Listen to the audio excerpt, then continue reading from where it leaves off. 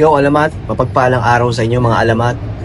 So, ngayon, meron lang akong maikling kwento. Simulan natin yung kwentuhan natin, isang maikling kwento din. So, may dalawang magkaibigan, si Juan saka si Pedro.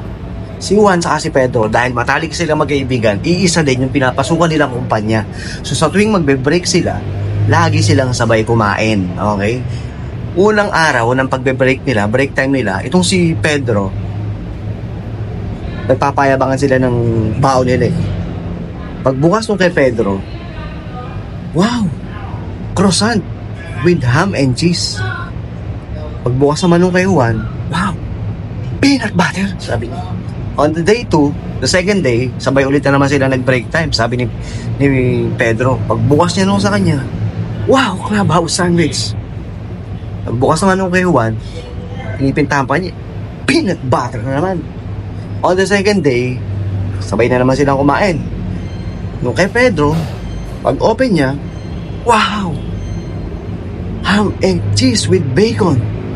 Pag-open naman nung kay Pedro, nipinta na naman niya ulit. Wow, peanut butter. Walang yung buhay ito, peanut butter. Puro lang peanut butter. Teka, sabi ni Pedro. Maghinay-hinay ka, Juan. Huwag ka naman magalit, huwag ka naman mag-complain. Mabuti pa, sabihan mo yung asawa mo na baguhin yung palaman ng peanut butter mo. Sabi ni Juan, Teka. Sabi ni Juan, huwag mo maidadama yung asawa ko dito, ha? Dahil ako mismo gumagawa ng palaman ng tinapay ko. Oh my God.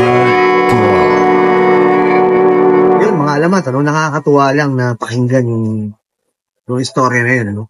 In the same way, ganun din yung nangyayari sa lipunan natin, eh. Diba? Ang daming kabataan, ang daming nagtatrabaho sa panahon ngayon na puro complain yung ginagawa. Wala kang ginagawa kundi mag-complain sa taas ng billing, sa taas ng pamasahe, sa traffic, sa boss mong masuwit, etc. Hindi matatapos yan pag nagpa-stress ka dun sa mga bagay na hindi mo naman kayang kontrolin. Diba? Mag-focus ka doon sa mga bagay na kaya mong kontrolin. Diba? Ano ba yun? Adi magdagdag ka ng income. Wala namang batas o nagbabawal na magdagdag ng income. Diba? So, iba yung meron kang sideline. Diba? Dapat madiskarte ka sa panahon ngayon. Iba yung kumikita ng kinsenas katapusan pero may sideline kang inaasahan. Diba? Sabihin mo na, yung kinsenas katapusan mo, pambayad mo ng mga kailangan mo, mga needs mo and bills mo. Yung sideline mo naman, pambigay naman ng luho mo. So, ganun lang kasimple. Kung kaya mong simulan ngayon, magsimula ka na as soon as possible.